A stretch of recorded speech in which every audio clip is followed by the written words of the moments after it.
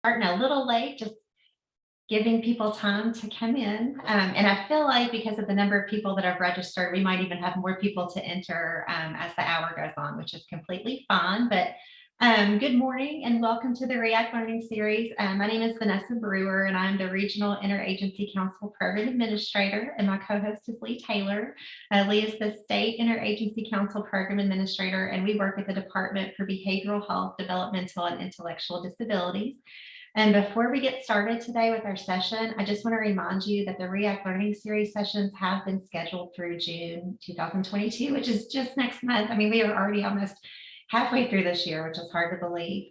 But they are always on the first Friday of the month at 10 a.m. Eastern Standard Time, and information for the monthly sessions, as well as the registration link for each session, is provided on the RIAC Learning Series flyer, which we will put that in the chat box here in just a second. And anyone is welcome to attend these meetings. Also, recordings of each session are always stored on the RIAC's YouTube channel. So please feel free to share these with your system of care partners and your community members. We're happy for other people to be able to be a part of this. And I just wanted to let you know too that later this month we will release the RIAC Learning Series session schedule for July through December, so stay tuned for that. Our presentation today is titled How to Get More Involvement from Your RIAC Members. So, oftentimes we hear from RIAC leaders about their challenges with supporting member engagement and getting members involved in the work of the RIAC. And, even though that we're seeing an increase in RIAC meeting attendance and partnerships across the state, participation and ownership of the actual work of the RIAC is sometimes still a challenge. So with that said, today's session format is a little bit different than what we're used to. We have 3 seasoned panelists that will be presented with questions. These questions were submitted by System of Care partners or DBH staff that routinely attend RIAC meetings. And our panelists will be asked how they address these challenges on their RIACs or in the committees that they're involved in. So they're also going to provide space for participants to join in this discussion. And an FAQ will be developed from the input provided during the session, and it'll be shared with the session participants and the RIAC leaders across the state. So before I turn it over to our panelists for them to introduce themselves, I'd like to go over just a few housekeeping items. So please mute your mics if you haven't already. However, feel free to unmute during the session as needed to add to the conversation. Just as I stated a minute ago, this workshop is going to be recorded and posted on the RIAC YouTube channel, and we'll put that link in the chat box. You may use the chat box if you prefer for questions or comments. Lee and Miriam are going to be monitoring that during this session. Also, a session evaluation link will be posted in the chat box towards the end of the session, so please take a moment at that time to complete it. And as always, certificates of attendance are available upon request, so please email me if you'd like to have that, and I'll put my email in the chat box as well. So I'm going to go ahead and I'm going to let our panelists introduce themselves. So I'm going to turn it over to Embry first. Thank you, Vanessa. My name is Embry, and I'm the local resource coordinator at Life Skills, which is the Barren River region. And I am also over the Kentucky Impact Program and the Family and Youth Peer Supports. But I have been in LRC, oh my goodness, for almost 14 years, which is crazy to say that. But that's me, and I'm happy to be here, and it's Friday, and I'm going to go on and pass it on to Miss Barb. Good morning, everybody. My name's Barb Greene, and I come to RIAC by the way of being a family organization member of the Cumberland Valley RIAC, and I'm currently serving as chair. I've also kind of been around a minute, and so I've watched RIACs kind of grow through the past 20 years and evolve. And so I am very, very honored to be participating in RIAC in this way, in this point in our history of RIAC. And I'm going to pass it to Miriam. Good morning. Nice to be with you. I'm Miriam Silman. I'm the Trauma and Resilience Advisor at the Department for Behavioral Health, Developmental, and Intellectual Disabilities. And I'm a RIAC ally. I'm not a member of a RIAC at the moment, but I certainly have been in the past, many moons ago. But I'm certainly a SEAC ally also. And I think Lee and Vanessa invited me because I do a lot of online meetings, like a lot, and spend a lot of time with a lot of different groups. So I'm kind of going to be in the background, but throw in my 2 cents around meeting ways of engaging folks in meetings in that way. Nice to be with you. Thanks for including me, Vanessa. Thank you. And thank you all for being here. So like I said, we have got several questions that have been submitted. So I'm just going to go ahead and dive into these, and our panelists are going to also dive in to answer. And as stated before, participants, you are welcome to add to the conversation as well. We would love to have your input. So I'll go ahead and get started. So agreeing to serve on a committee, a council, or a work group requires a level of understanding on the attendees' part regarding the overall goal of the group. So how do you ensure that those on your RIAC understand the overall goal, mission, and desired outcomes and expectations of your RIAC? Well, I'll go first. Let's see. So sorry, I had a Zoom come through and caught me off guard. That's what happens when you are presenting and they can find you everywhere. So I apologize. Okay. So when I'm all about outreach and bringing new members and learning about new agencies that can help with our mission and really talking to people about a commitment. You know, even though we meet one time a month for 2 hours, it's not just a meeting. I kind of want to explain the backbone of like getting people to step up. It's subcommittees and agencies really taking stuff back that they've learned to them. So it's really communication, talking to the person and getting them to understand what we're all here for. And if, you know, they get intimidated when, you know, you pop in and there's 30 people, kind of just explaining it and letting them, you know, join. It's easier now, I think, via Zoom to join in and kind of observe than coming into a room full of people. So, you know, just letting them know what to expect. And I'm doing it right now with a new youth and a new parent, which I'm recruiting, and just kind of guiding them and talking to them about the back end of what we do so they know, and they're not just thrown into a Zoom with a bunch of people and faces they don't know. And, you know, really telling them they're a voice. You know, I want to hear from you. I'm not here to hear myself talk because I can do it all day. But, you know, letting them know that they are here for a reason and that their agency is very, very important. So I want to just build on what Ann said. And for me, as a participant of a lot of meetings, or having been recruited to participate in a lot of meetings, for me, it's a balance. Why am I here? Why do they want my input? Why am I here? What's my voice look like? What's this experience going to be like? And so I think sometimes we need their input. We do absolutely need their input, but they need to understand that their input is really valued. And so helping them feel like their voice really is valued, that we're not just asking them. They're not just coming because it's an obligation of some sort, or they've been sent there or whatever, but that they're bringing something extremely valuable, and that is their perspective and their experience. And so I immediately try to create the team I'm working with in my RIAC, let me say that, are immediately trying to figure out how to move people from me to we. So that it is about the we, the collective, us together, and how powerful that can be for our community, for them trying to do the job that they're doing, and also the ultimate goal, which is successfully empowering families and children. So that's kind of where my mind goes to.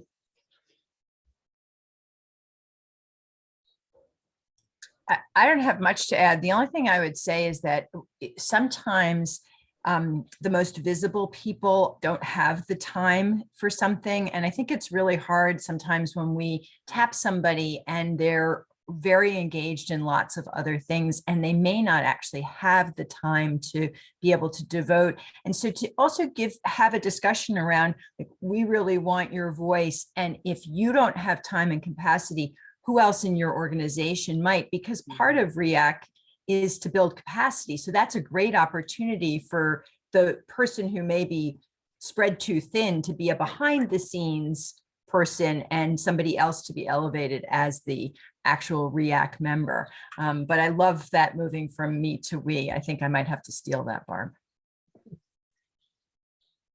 And I love what you all said about communication being the key too. Just those that are interested in RIAC, knowing upfront like what the time commitment is early on, so they know if they have the opportunity and time to make that commitment. And knowing too, like, what's coming, like this is what we do, this is what's going to be on our agenda. So just being able to be prepared before they walk into that room physically or before they jump onto that Zoom meeting. All right, I'm going to go on to our next one. So if you know me, you know that I am more of an observer until I find my comfort level. So how do you support your attendees in moving from being an observer to an engaged participant? And also, what is the best, most helpful way to support consistent member participation? Well, I'm going to go back to communication. If you don't remind somebody or keep them abreast of everything that's going on, out of sight, out of mind, I have to go with that. And especially in nowadays when we're always on something Zoom or we're doing multiple things, but communication. But I have several that I think aren't very comfortable, and I'm noticing they keep their cameras off or they're on the phone, but that's okay. Nowadays it's okay. However your comfort level is fine by me. I think it makes it easier. I'm going to say again back on Zoom because, you can slide in and you can say your name and all that, and you maybe not have to be, on Zoom. But I just going back to letting them know up front. Going back, communication. So, and I think for me, and I don't know if it works well or not, it's one of the things I do. So maybe the people who know me could feel free to tell me whether that's working or not. But I think it's around, are people feeling engaged?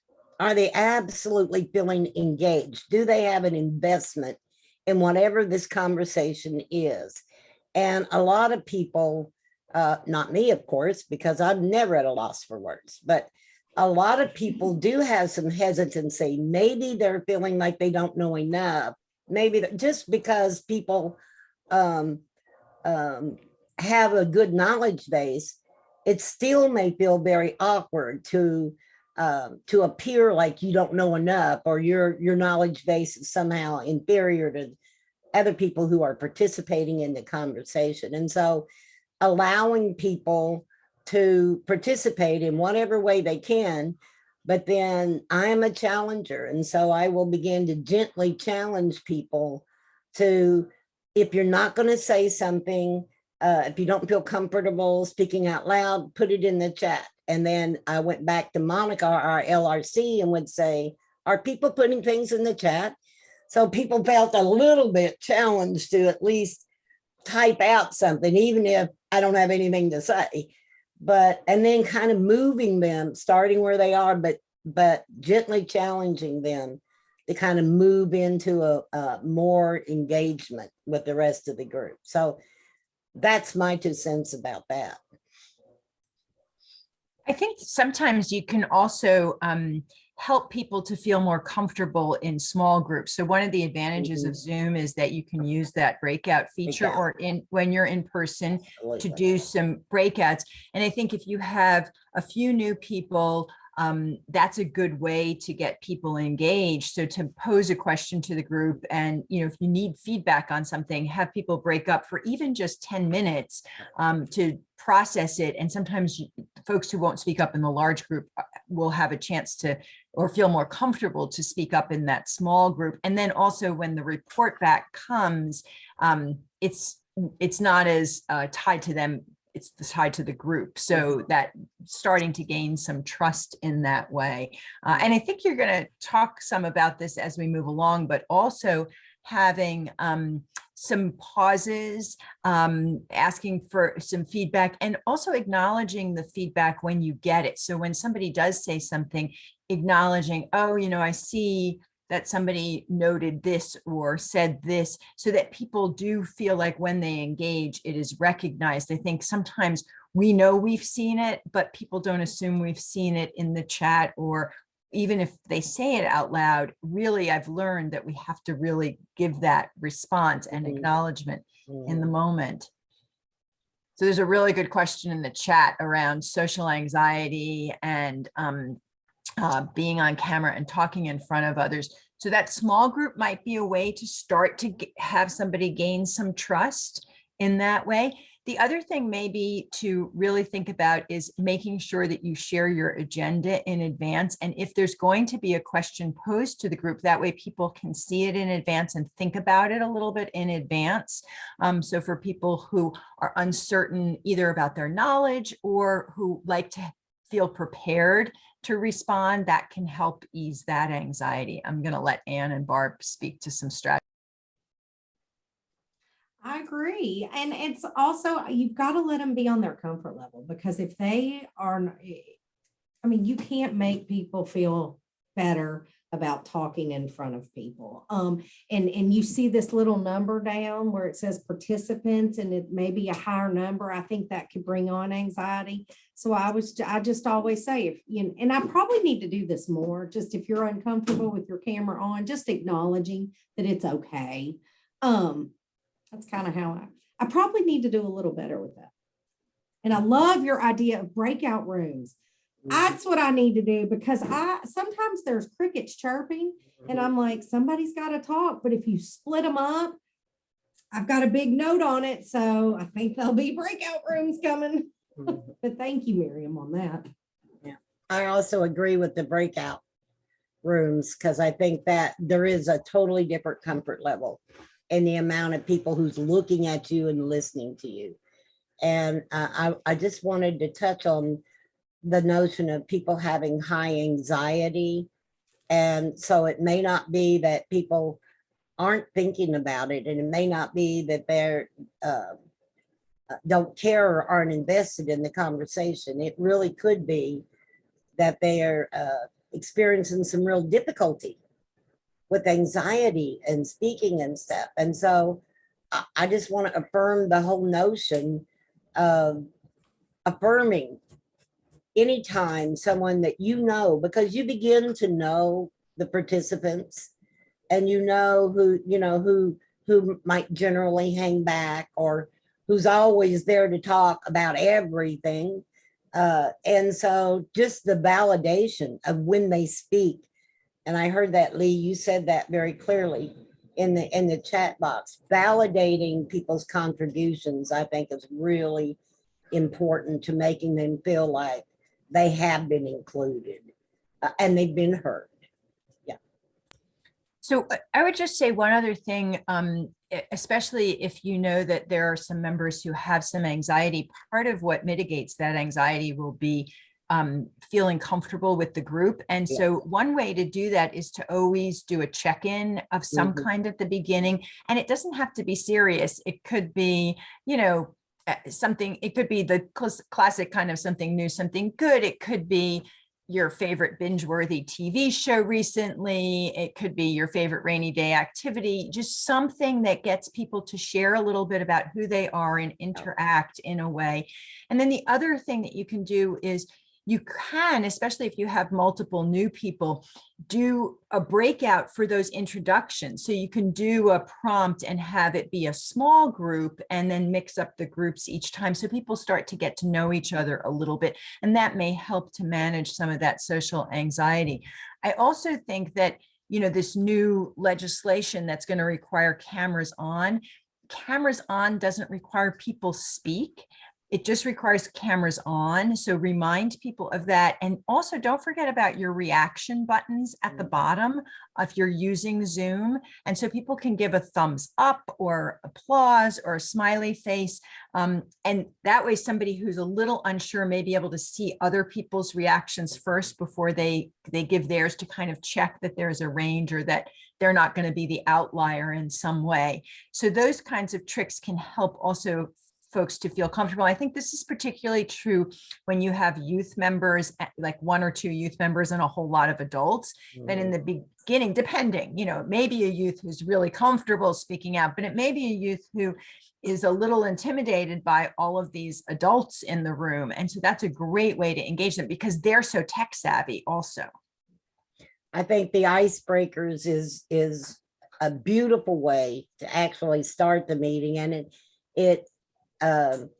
it really kind of causes the group to bond more and feel like they're a part of something bigger and see what they have in common. And personally, I think the funnier it is, the better, because honestly, if you can participate in a funny thing, even if you're extremely nervous or anxious, that really sets the groundwork for being able to participate in a more serious way. So we always do icebreakers at our meeting. And I think they're going very well because people seem to be really getting into those icebreakers.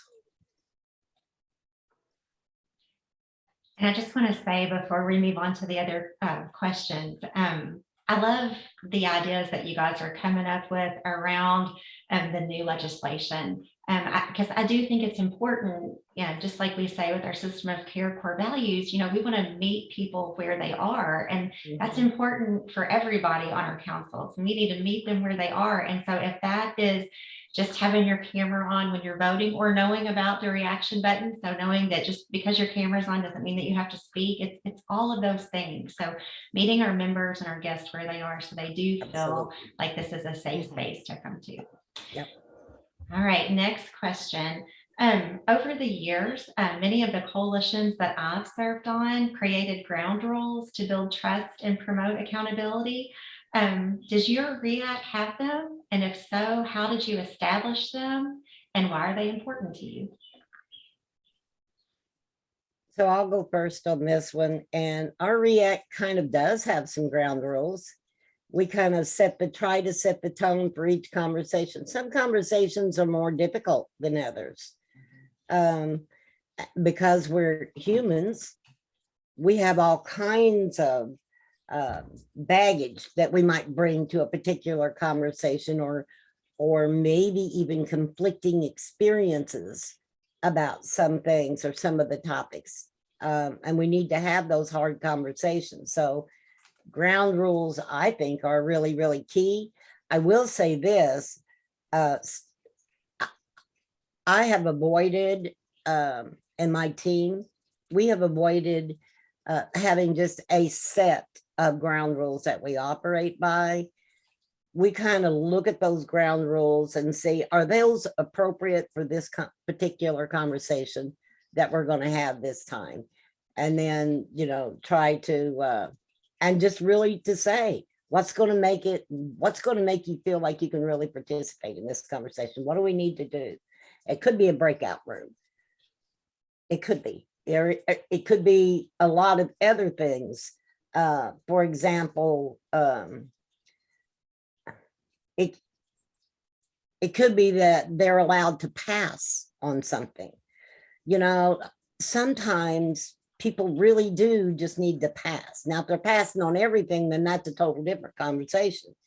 But sometimes people do need to pass. So, and I think that's also about safety, Miriam, that people are allowed to step back for whatever reason today in this conversation. And so now that could get a little complicated if you're just barely at a quorum and you're going to have votes or whatever. But you can change up a little bit, and people can have you can still get the votes, but sometimes people just, they don't want to be a part of a conversation, and we need to validate that also. That's so true, Barb. I agree. Yeah, and I think that idea of psychological safety is really critical for a functioning team, because that's what helps to build some of that trust. And that's what really gets you to the point where the team is doing really good work. So I'm an advocate for articulating ground rules or norms, but they can be general, like, you know, respect and everybody gets a voice and those kinds of things, so that they're adaptive for every situation. And I love the idea of, you know, the option to pass and to be able to set your comfort level in a way. I'm going to share something in the chat that actually it's meant for teachers, but it's got two acronyms around ground rules. One is called ROPES, and then it talks about Elmo. Enough, let's move on. But the ROPES acronym, as I said, when you look at this, you'll see it's for teachers, but it may just give you some ideas about how to have this conversation with your teams. And it's something that somebody shared with me. So I actually think that I'm pretty sure the first person who shared this with me was Commissioner Miranda Straub from DCBS, but I just dropped it into the chat. And Vanessa, I'll share it with you so you can send it out for follow-up. Thank you. So one of the things I often hear from RIAC leaders across the state is their struggle with getting members to take on tasks, and therefore the majority of work falls back on the leaders, which often creates burnout. So how do you encourage your members to take on tasks so that the work isn't falling on just a few? Well, I'll start on that. I'm struggling right now, but I think right now it's this time of year, I'm hoping, but typically I have learned from my great leaders that we need to start assigning maybe certain members something in our action plan, and just, you know, if they're passionate about it, oh, I hear you're talking about this. Can I count you in on this? And really maybe, you know, kind of going back to them and asking them if they don't mind, and then following up with them and communicating with them. I feel like sometimes I can send multiple emails and I still get crickets, but I'm just right now hoping that it's this time of year. But I think you've just got to like value their opinion. Tell them, yes, I love this. Please come on board, you know, especially with our new ones that are coming in. So just really, you know, letting them have that voice, letting them have that spot on the action plan. Because I'm finding we need to really go back to that action plan and following up with who's doing what. Or it's going to fall all on the LRC and chair, and it has in the past. So trying to make sure, you know, don't fall on my mistakes and start just, yeah, you're going to do, you don't mind doing this, and then making sure they're accountable. So I love what you said, and about that. And that recently came up because we had so many actions going on in our RIAC. I mean, we were doing like tons of stuff, east, ways, and crooked. And everybody who was coming, and a lot of people who were very vocal, who are always the same people doing everything. And so we really did the a laundry list of tasks and said, who has time to do what? Who is willing to spearhead what? And then kind of given a disclaimer of having, and so if something happens and so can't do that, who's going to pick up the pieces? And so we kind of have a backup plan for things, which has been a big relief for me as chair, because I, like everybody else, have a full plate of other things to do. And then recently we just weren't getting it. I'm just going to say we weren't getting it. We had a distribution to be done. It had to go out. Something had to happen.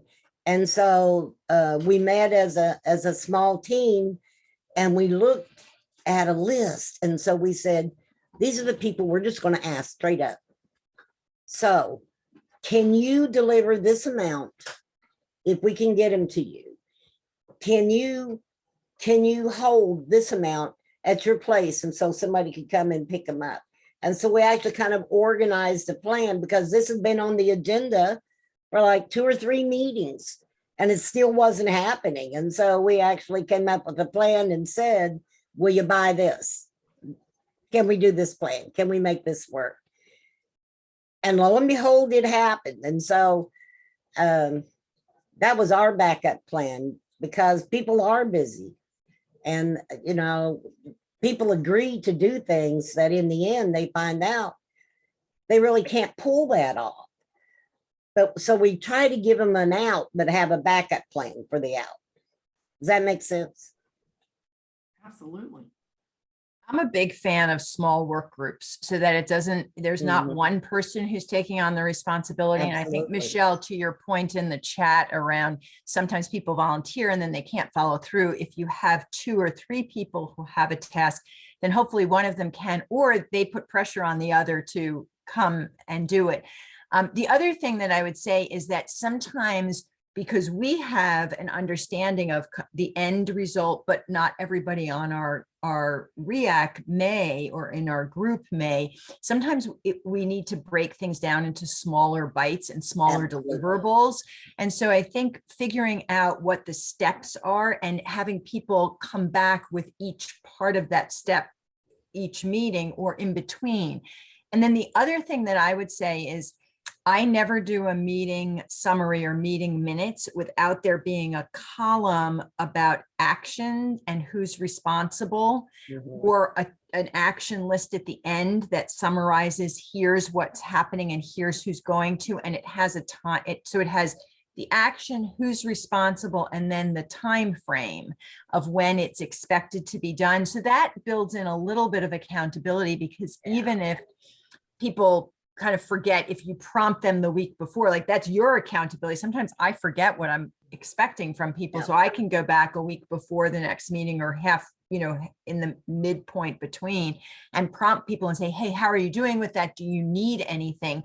So I'm not taking over doing it, but I'm reminding them this is an expectation that we all have. But it is hard, I think. And there are times where people can do more or do less. And I think part of it is also sometimes people have to say, oh my gosh, this has come up, or this is happening in my family. I'm not going to be able to do this after all. And we grant that grace, but at least they have communicated it again, right? It's that comfort level of not just being MIA, but being able to say, you know what, I'm not actually going to be able to do this in the end, or I forgot about it, or whatever it is. I think that's so important, Miriam, because it is so much easier if I know I'm supposed to do something and I get overwhelmed, or for some reason can't, just totally withdraw. That is the easy. I mean, that's so much easier. And I've seen that happen a lot. So I think what you said about giving people some grace and their comfortability to say, I thought I could, but you know what? I'm not going to. So if they feel more comfortable to do that, then, then we've done our communication and we built our relationship well with them. But then one other thing that I really wanted to add, and I don't even know if this is the appropriate place, so you all can tell me, just hush, Barb, we're going there later. But giving people credit is so important. So when we do and we'll probably talk about it a little more later, but part of our pre-meeting meeting that we do, we create what we call, our hidden agenda. And that agenda really looks at who are we going to call on, and they need to know ahead of time who's going to do these reports. We need to share the credit and give people accolades for the hard work that they've done. Let's face it, we all operate much better out of praise than feeling like we didn't measure up. And so we always talk about whose name should we go on the agenda. And I feel like I have witnessed some real transformation in our RIAC based on folks feeling not just that they're going to do this work, but they're going to be recognized somehow, that that's validated and valued, and they're on the agenda. They're the talker. So sharing that, it's about responsibility, but it's also about validating and giving people credit for what they do. So it's not just, you know, the show, the LRC and the chair show, but we have other people, you know, who feel like they've been an important piece of that.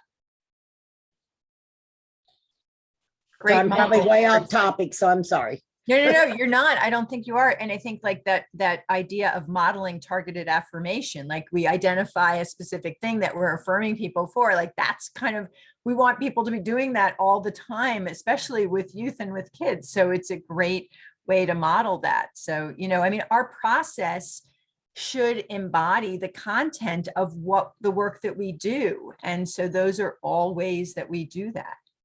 The other thing I would say to folks is that, you know, it takes time for people to feel comfortable and to be willing to put themselves out there, to take a risk, to take responsibility for something. And so that nurturing and that patience, I think, is pretty important, you know, and being patient. You know, I've learned, I had a group that at the department, and I was new to the department. I assumed everybody else knew each other. And of course they didn't, because I didn't really understand the way that the department was organized. And watching this group over a period of a little more than a year develop, and people start to take on more responsibility and be willing to take leadership roles. And, you know, some of that is also building that trust over time. And also, let me just say one other thing. As leaders, we can also model that sometimes we don't complete our tasks. So we can say, you know, I thought I was going to be able to do this, and I've only gotten this far. I'm really sorry. And here's the plan for doing it. So just also normalizing that. And I wanted to circle back around to something that Miriam and Barb had both said earlier about making sure that we're, you know, documenting for all to see, you know, what the tasks are, who the person that's going to be doing that task, what the time frame is, and not only what the time frame is or the target date, but what's the progress on that action item. And that's one of the reasons I feel like our action plans within the RIACs are so important, because that is our roadmap that documents all of that information. And so, Barb, just like you were saying, making sure that we are given credit where credit is due. I feel like that column that has progress, you know, if Sally is down to contact whoever about this certain project, and she was able to follow through with that, and here's where we're headed because of that, you know, we want to make sure that that's documented in the action plan, because that piece is just as important as the actual action item that's listed. And so one of the things that we try to encourage as we work with the RIACs is making sure that those action plans are constantly updated, and that they're always provided to the RIAC members and guests, so everybody knows where you are at that point in time. It's also a good, you know, tool to make sure that, like, if I've signed up for something, my name's right there. So it's a prompt for me to make sure that I put that on my to-do list. It's also a good way to document if I have to call you and say, hey, life has gotten hectic and I'm not going to be able to meet this deadline, or I'm not going to be able to do it at all. Right. You know, the beauty of RIAC is we've got, you know, a partnership with many people on that council, and hopefully somebody else can pick up, you know, the work that I couldn't do and move forward with it. So RIAC action plans, I feel like, are still a work in progress, but it's definitely something that's an important key for making sure that we're moving forward and making sure that we are keeping ourselves accountable for the work that's being done and recognizing to what's been done. All right, let's see. Anne, you mentioned crickets a second ago. So I have to say, I've noticed from time to time when I've attended RIAC meetings, a question might be asked or an idea might be brought up, and all of a sudden all you hear is crickets on the other end. So how do you address the silence, and is silence always a bad thing? In my world, I'm not silent. I have lots of energy. I talk a lot. So when I ask something or it's like silent, I'm like, I have to call people out, like, okay, guys, you know, I'll look at my number. I'm like, there's 42 on here and nobody's saying anything, and really try to just get somebody to laugh and maybe speak up, feeling a little more confident. But it does happen. It happens more than it should with a certain amount of people. I'm surprised. But I just have to be, energetic and try to, okay, come on, what you say here stays here. It's okay. And just hopefully somebody does. And they typically do. And I will say, as a person who is facilitating the meeting, because you're facilitating that conversation, silence is much more uncomfortable to us than anybody else, because I know I immediately go, oh my goodness, there's a gap. I got to fill this gap. And we don't always have to fill the gap. Silence could mean people are seriously contemplating it. Now, it could mean a lot of other things too, Ann. Because I've been there and I'm like, oh my God, what am I going to do? I'm panicking as a facilitator. But, and I have been known, those who love me and tolerate me will tell you, I have been known to think about who are the more comfortable people in this meeting and just say to them, so Sharon, what do you think about that idea? And once Sharon begins to speak, then other people might start putting things in the chat. But some of the topics are just difficult topics. And so we have actually had some topics that were fairly sensitive. I mean, this is a group of mixed people, a lot of different perspectives. And so we have actually said, okay, so we're going to send out an email to gather your thoughts. We're going to somehow feed that back and bring those thoughts back to another conversation even. For us, it's very, very awkward, I know, but I also think silence can be very, very powerful. And it's okay. It's okay if people get silent. Drives me crazy, but it's okay for them to be silent. So a colleague of mine who's a really good facilitator in California said somewhere along the line in the beginning of pandemic that 7 seconds is the standard for how long you should wait with silence, which is actually, it feels like quite a pregnant pause. But if you can give yourself 7 seconds before you say something, and you might say, especially if it's a big topic or you think people are going to be a little reluctant, you could say, I'm going to give you a little bit of time to think about this. The other thing that I've learned is that sometimes our talkers are people who are more comfortable, are trying to give space for others to speak up. And so they don't want to jump in. And so if you give the 7 seconds and then nobody says anything, then as Barb says, you can tap one of your folks who you think is usually a talker, because they may just want to not be seen as taking over or always having something to say. So that relieves that a little bit. But yeah, this is complicated, and hopefully over time it eases a bit. But sometimes, I love your idea of humor, because I've been known to say, oh, well, obviously I'm right. Like, just what I think is the way we should do it is we should do, like, make a joke about it in that way. Or, oh, you guys have gotten the message, I'm always right, or something like that, but you have to be careful, because that could backfire too. So I always, not always, I sometimes just say, okay, so we're going to give people a few seconds to respond. And then, I don't know, y'all, maybe we should just ball and draft. And so sometimes that'll prompt people to talk. And I've done this amazing thing one time that I thought was really stupid and probably would never work, and worked very well. And we kind of done a dill pickle conversation. So I got one person to talk. I said, we're going to do this. Here's the process for this conversation. I'm going to say something, and then I'm going to say, dill pickle Ann, and Ann's going to give a contribution. Even if it's, I need to pass. Dill pickle somebody else, so that at least there's some engagement going around the circle that allows for people to participate or allows for them to step back. And that's very funny, and they all laugh, and humor is awesome. humor gets us through a lot of awkward stuff. So I'm all about humor. All right, thank you all. So during the past 2 years, all RIAC meetings have been virtual. How have you had to change your meeting format and or practices to support meeting participation? And are there different strategies for involvement that you recommend? I guess I mean, we adjusted off the bat when the pandemic started and have really just, I mean, I'm learning something new every day about Zoom or something of that nature.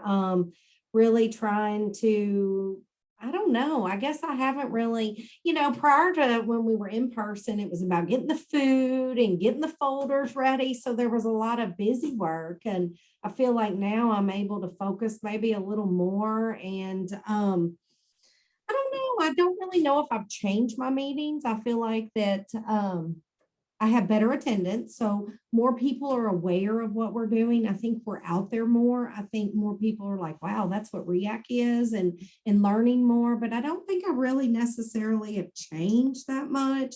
Strategies, I've always been one to communicate and email and constantly, get your members on an email list and use that.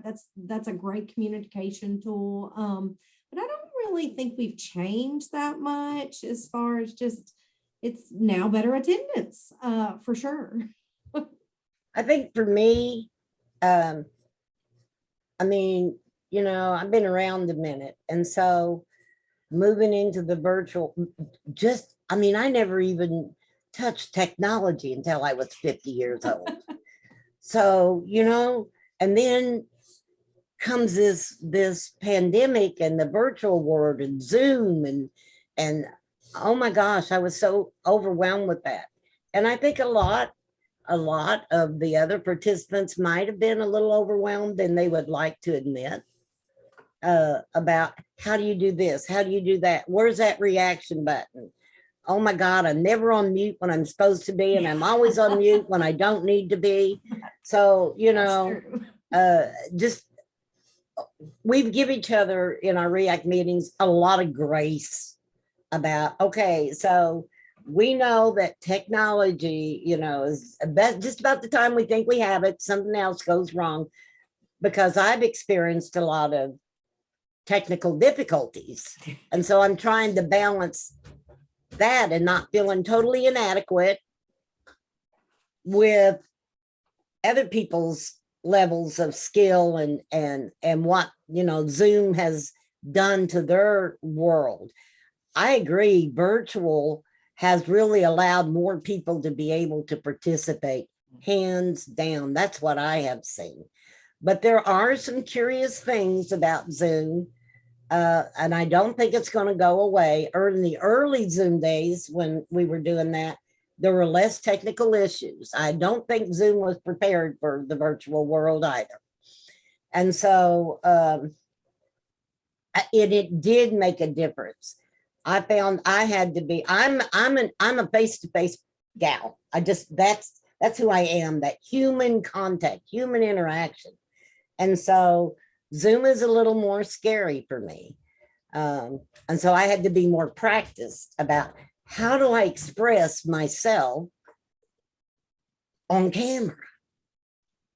And so, and I suspect there are other people out there who are going through the same thing. I admire, I don't know, some of you are probably much too young for Dallas. I don't know if you remember Dallas, but the lead star, Linda, you remember Linda when they started that whole, and I kept impressed. Yes. And I kept thinking about Linda, J.R. Ewing's wife in Dallas, and how in the beginning she had no lines. This woman had no lines. So she could only communicate with expressions. And so I admit that I got much more aware of my expressions and tried to kind of communicate more. So, we don't think about those things normally. We think, oh, everybody, I don't think so. I think that goes back to people's anxiety, their technical skills level, it's convenient, but it is different. And so um, our team spent a lot of time trying to create very out of the box things that we might not have even done had we been face to face. So, but I think we've been better for it.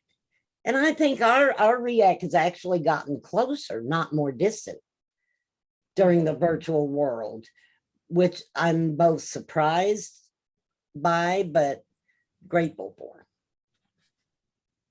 And, you know, I think the one thing that that Zoom can help us do is to engage people. So, for example, you know, you're not doing food now, but you can do music. And so then you can ask people for suggestions about what kind of music they want, and also rotate who leads the icebreaker, right? So different members can lead the icebreaker, or at least give ideas. And, you know, if they're not comfortable leading it, you can then say, oh, Barb suggested or brought this icebreaker, let's do it. And then Barb gets the credit for it, even if she doesn't want to lead it. So there are certain ways, like the nice thing is that all the boxes are the same size, right? So there are some ways that like it becomes a very democratic process, Right. and we can take advantage of that.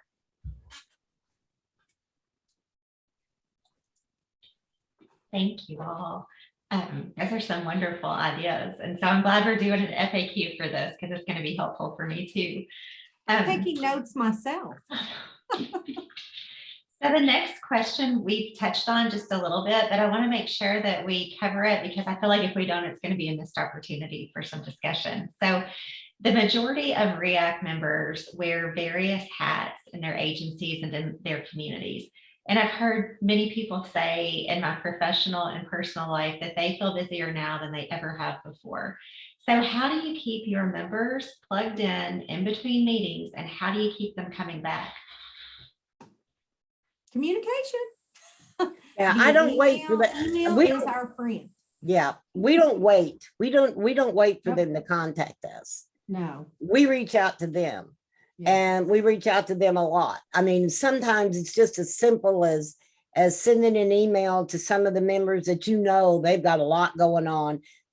Some of them have it, and you don't know it, but some of them you do. You know that this is happening in their world and this is happening in their world.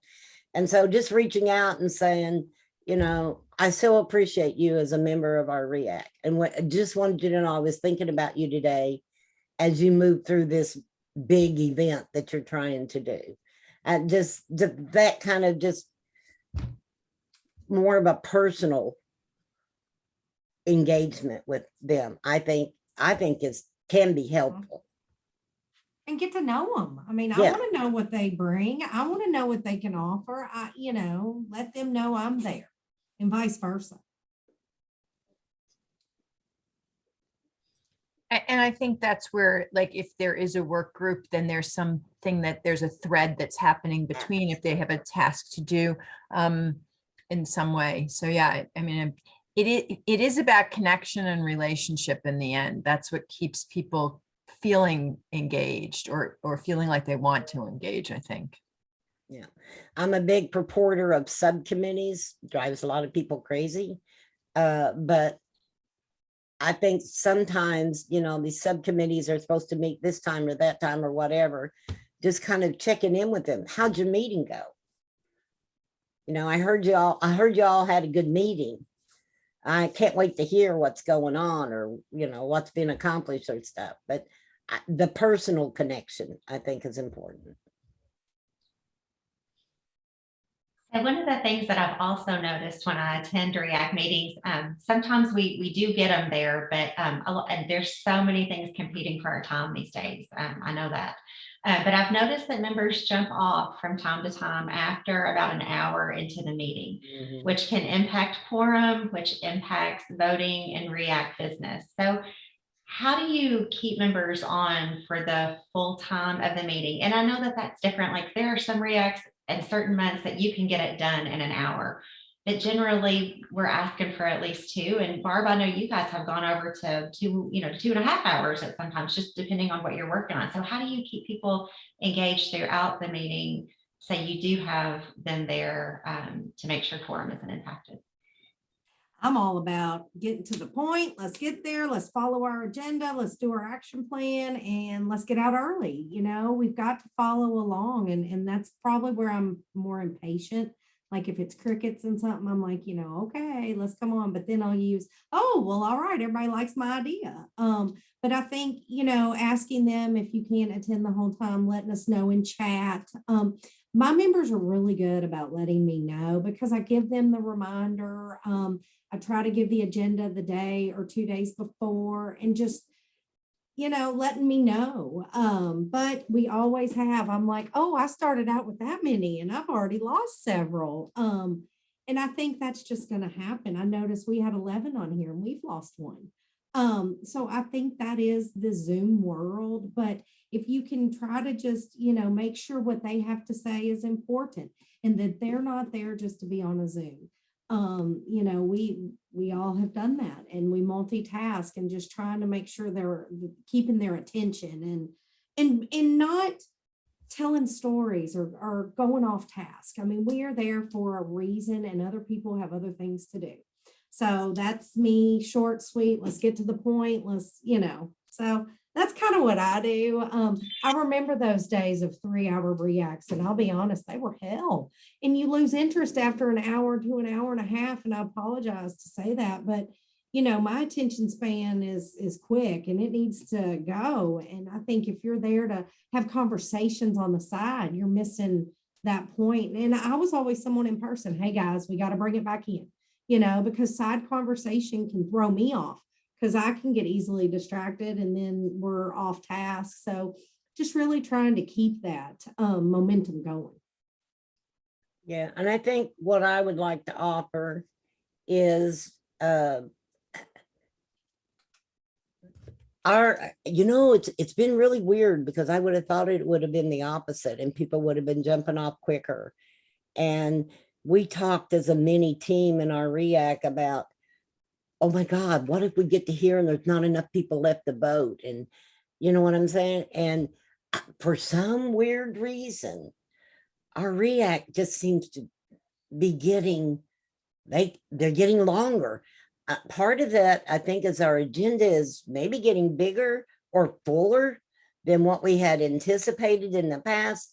But in those times that we have somehow been able to really engage and people got very invested in the outcome of that conversation, that's where we've got the kind of like, they want their voice heard. And that's a total different feeling than when I first started, and it was different.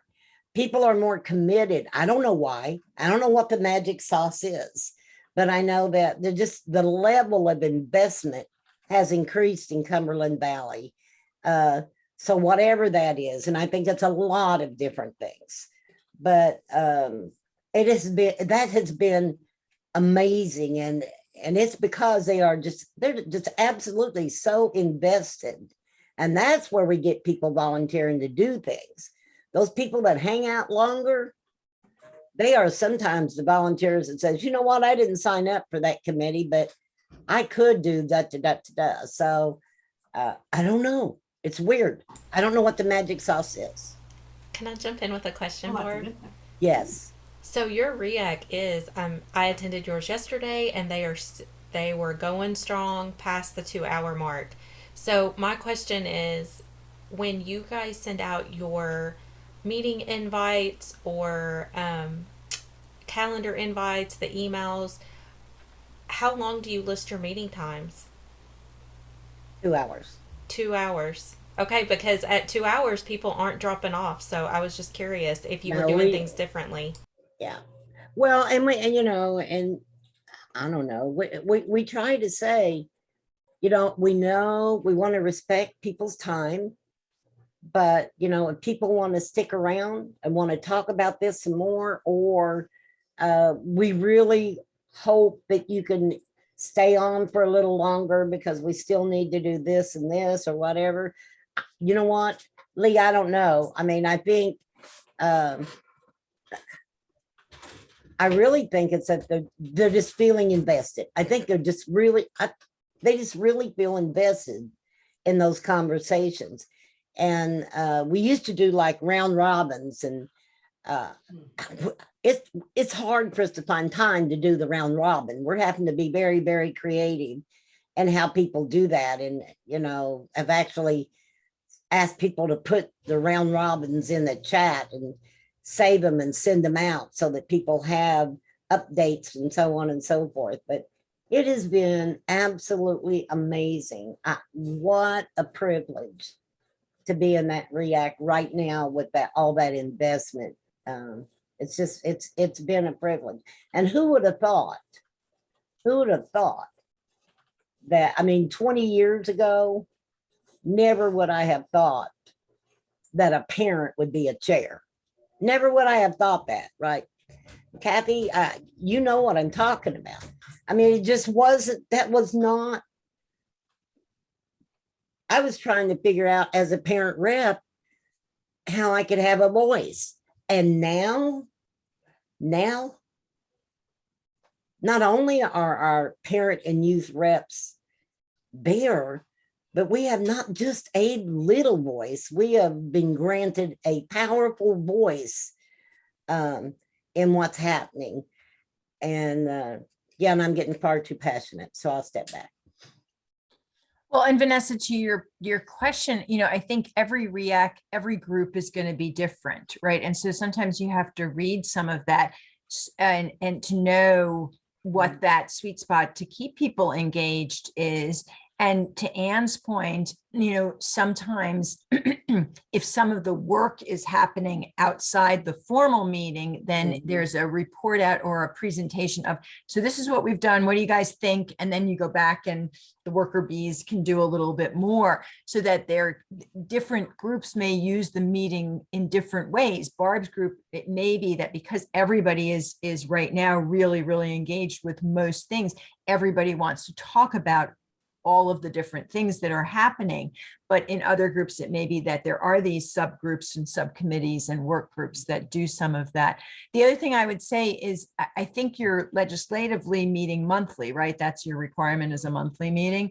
But, you know, some groups have found during with virtual meetings that meeting for shorter periods of time more frequently has been more useful as opposed to one long. So that, like, that's a way of taking the pulse of the group. What works better for you? And I do know a lot of our RIACs have added work groups and subcommittees, and that does seem to be working well. And sometimes that does help to shorten the meeting because you're getting through things quicker because of the report out, bringing that information back and saying, okay, here's what we came up with. What do you think as a RIAC group? And then voting. So that does seem to be found if something you that works. ask them to lunch, you get better turnout when they all can come to lunch. Possibly the last 2 work groups, I had good participation at lunch.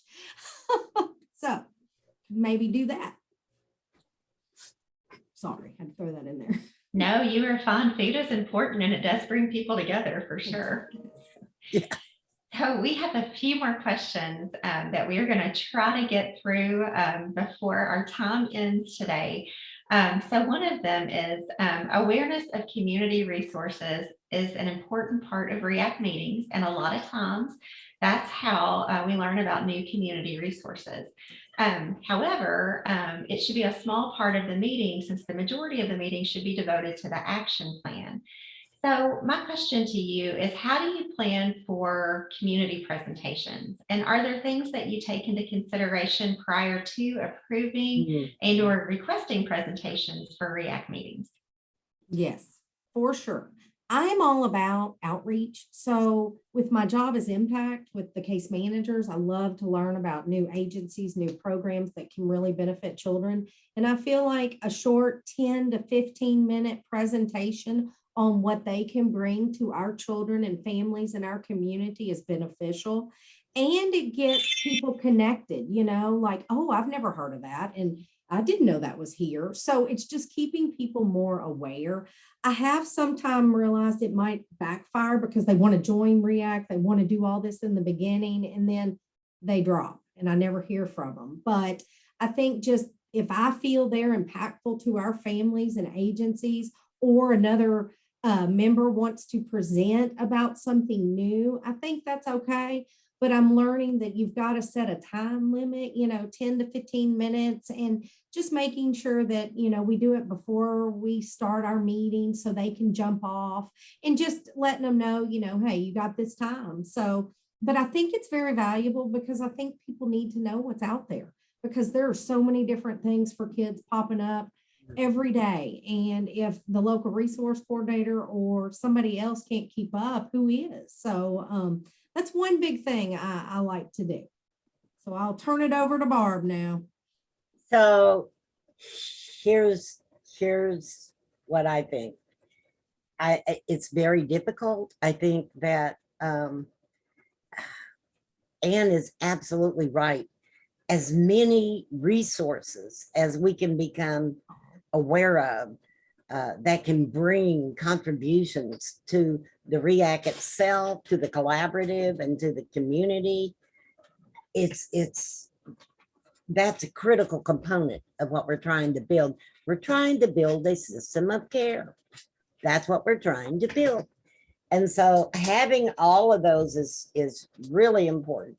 I also agree with Anne that unfortunately, because we only have so much time in the RIAC, we really got to figure out how to keep those presentations small so we can really be about also the action plan, what we're trying to accomplish in the RIAC. And so here are some of the things that we have thought about.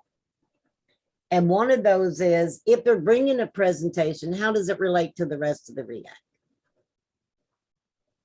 So is it, what is the contribution that they're bringing? Not a judgment, but how does it relate to what is going on with RIAC? So that would be one thing to think about. And the other thing is that, and I've seen this happen, and I'm just going to say, not just in the RIAC I serve, but in other RIACs and in other meetings where it's a complicated world. Things are moving and shaking in Kentucky. We have lots of efforts that are springing up everywhere. Thank goodness, the more the better. But trying to set up these presentations so that they're not,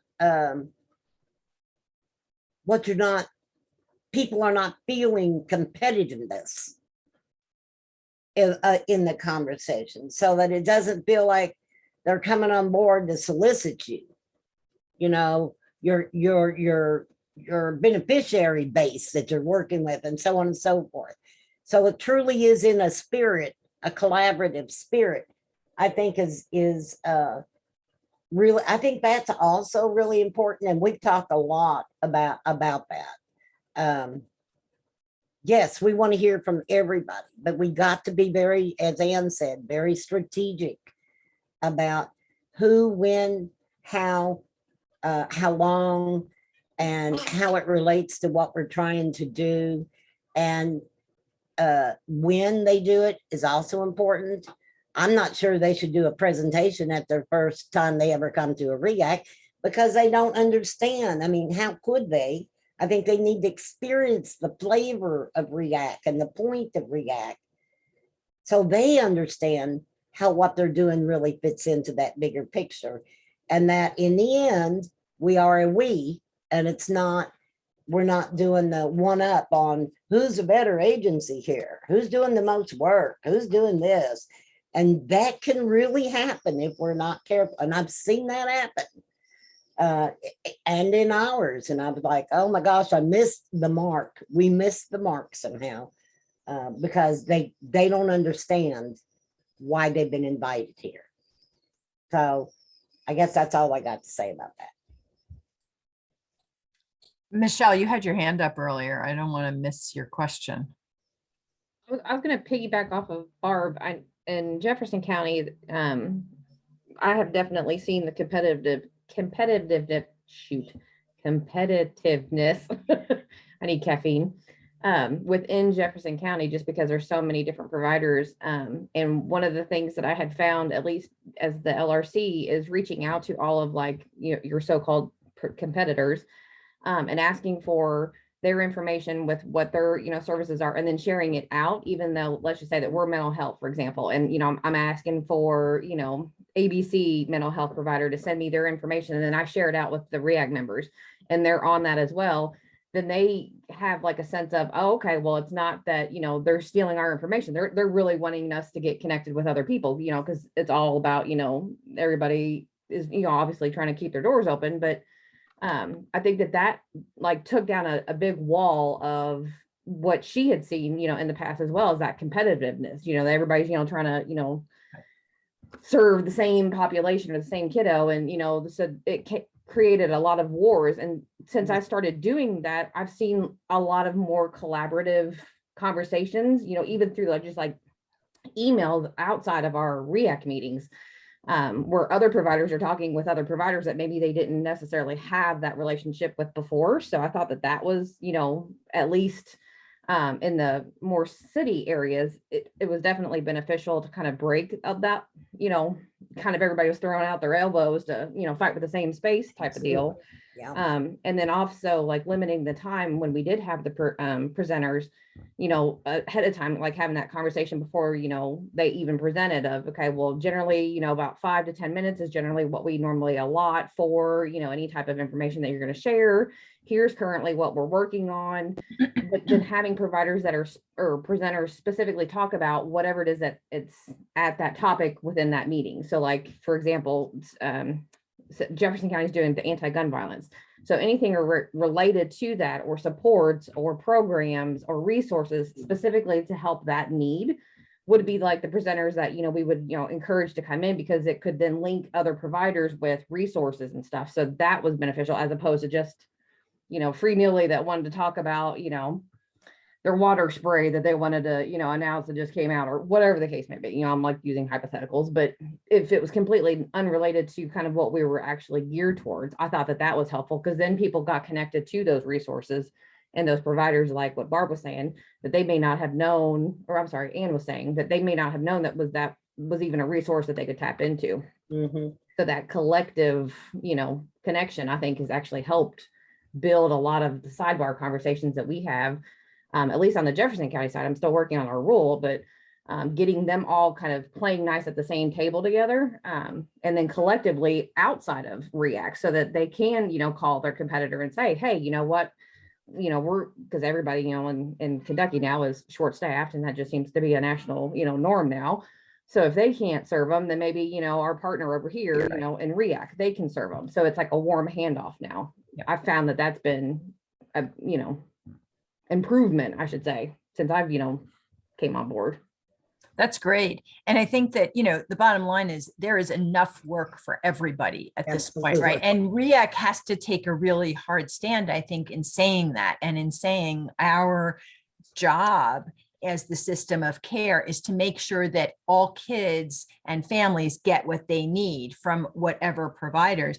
I think the other thing that you guys have pointed out that is so important is when you ask an organization to present, if you only ask them to present and then they come in with their whole menu of items, right? And so you have to be very specific in your ask, as you've pointed out. And I think about these presentations as a tasting menu. It may not be that everybody gets every single piece of information that they need, but they get enough to know, oh, that organization can provide this in this way. I should find out more, and they know how to get to more information. So it doesn't have to be that the whole piece is shared in that 5, 10, or 15 minutes, but enough to let people know, oh, here's how you access us. Here's what we do. Here's who we serve. Here's how you access us. And for more information, ...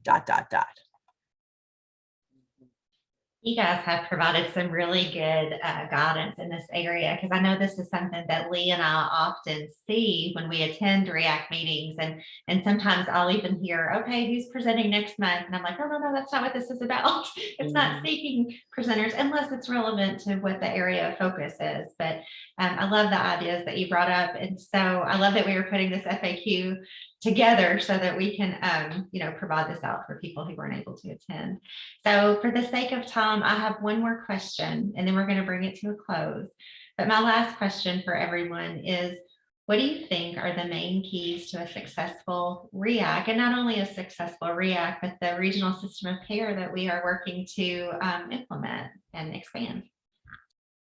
I think you've got to have passion for our families and children. I think you have to believe in the effort and our mission and that we are here to help them. And as someone who has been a part of RIAC for 20 plus years, if you do not have that, your meeting isn't going to have that. And you've got to be open to work with everybody. Even if maybe that agency burned you in the past, you've got to be open. We are all here for the common good. And, you know, without us working together, that's not a system. And if you really believe in that system of care, you have to sell it. You have to sell it to your members on how important the mission is, how important it is to attend these meetings every month and really make them feel empowered. And if you don't, you're going to have crickets and you're going to have people not coming and you're going to have people, you're just not going to have that good group. And I think that's it. And I mean, that's pretty much it. You've got to have them believe in the mission and believe what we're there for. I agree with Ann. I also think the team approach is the best way to go. If any of us, you know, dare to think that it's all on us or we are the one that makes it all happen, I think that's pretty short-sighted. We're a team. Mm-hmm. It has to be bigger than being really, taking us right back to that. It's got to be a we experience.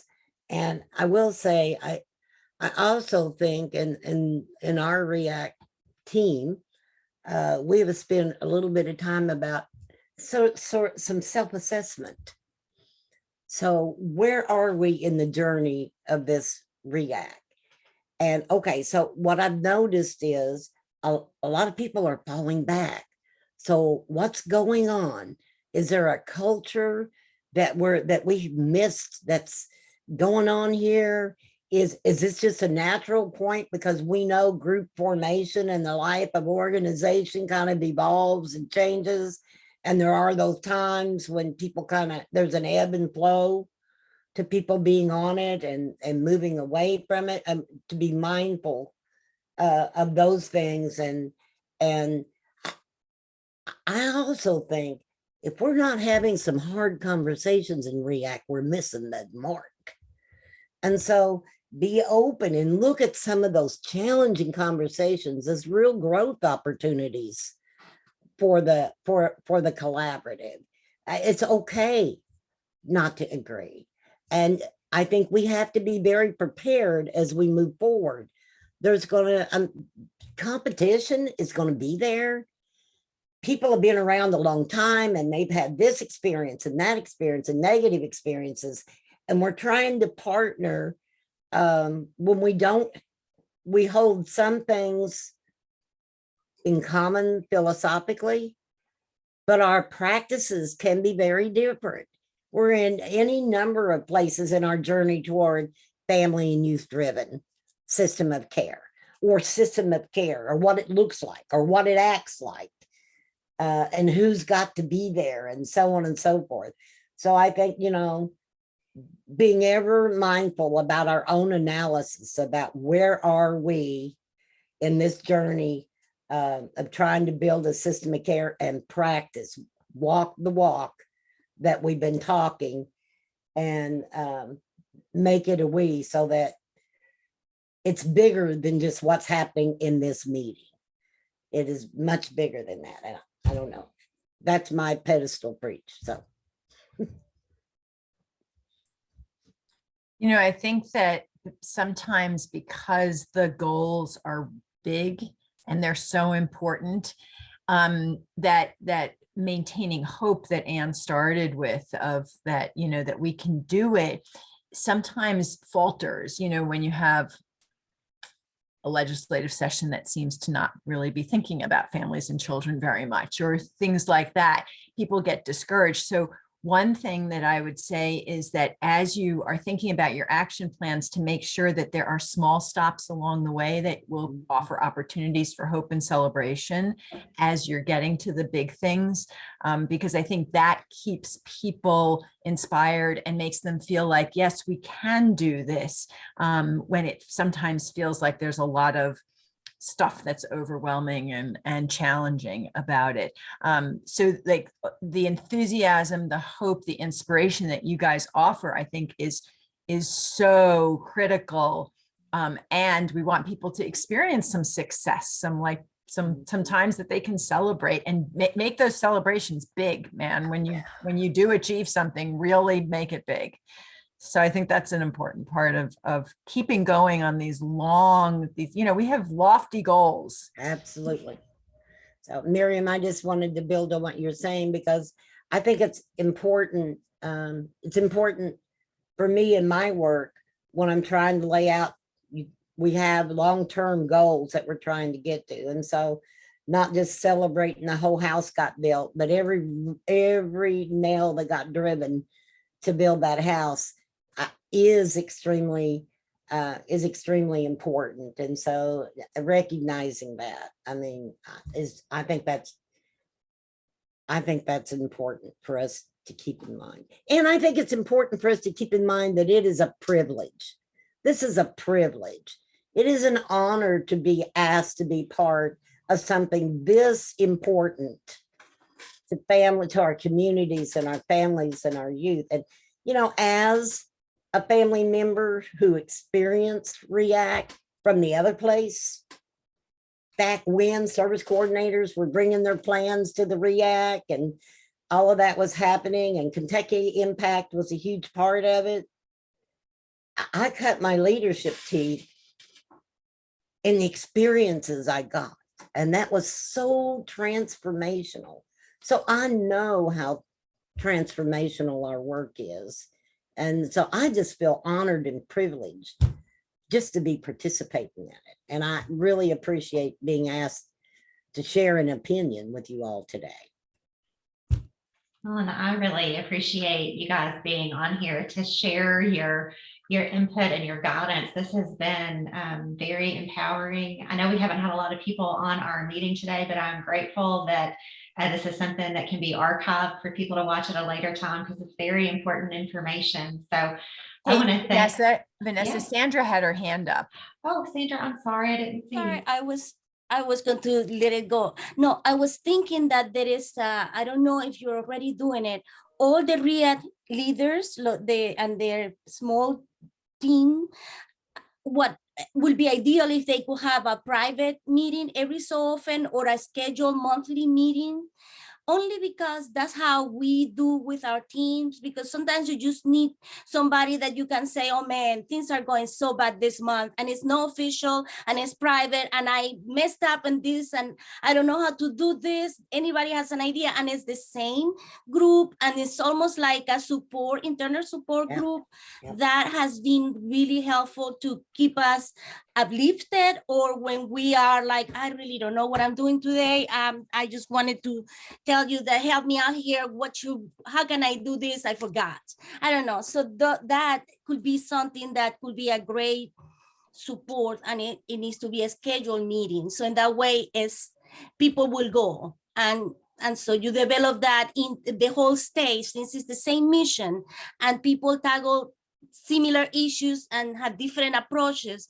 That's a good way to share. I just thought that could be of help. That's all. Thank you. No, I love that you said that. And I'll tell you guys a little secret that's coming. We won't start it until July, but we have carved some space out once a month for RIAC leaders to do like not really a lunch and learn, but just bring your lunch from 12:30 to 1:15, and just to get together and talk about things that are going well or things that are stressing you, and just that opportunity to network with other RIAC leaders across the state, aside from our bigger RIAC leader peer group meeting that we have quarterly. So that is coming. It will be totally optional. You can come when you can. It's totally at your convenience. But I love that you said that, Sandra, because we feel at the department that there is a need for that. And we've had some requests along the way from some of our RIAC leaders. And so we're going to do that from July through December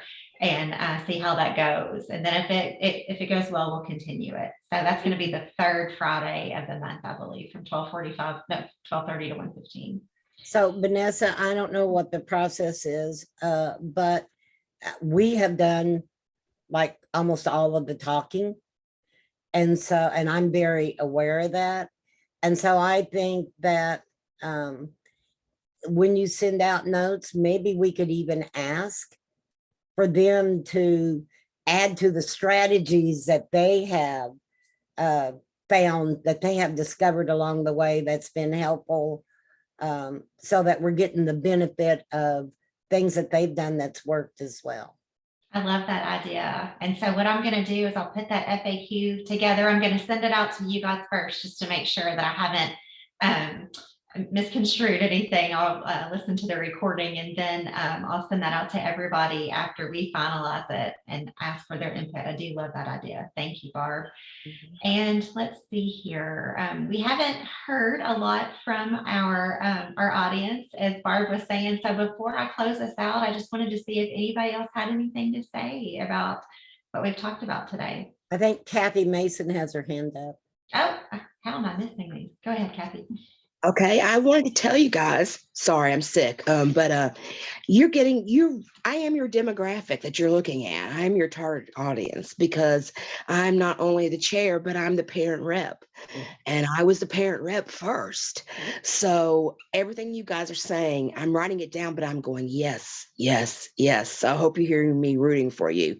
But the small bite-sized responsibilities and tasks, letting your members get into the role at first, just let them kind of settle, because it takes a while to learn this stuff, feel not the anxiety and feel confident in your role. And once you get that, then you do get that sense of investment. You are investment. And once you get invested, then you want to do more.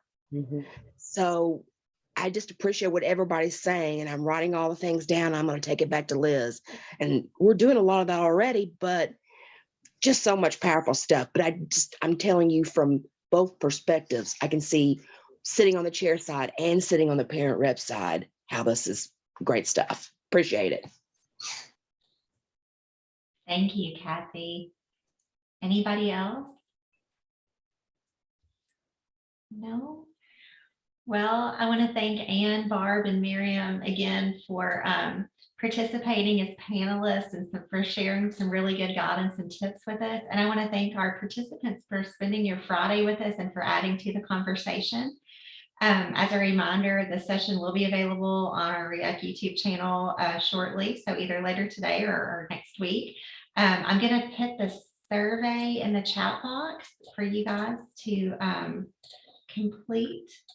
So please remember to do that. Here it comes. All right. And so before we go, just want to remind everybody that our next RIAC Learning Series session is scheduled for June the 3rd.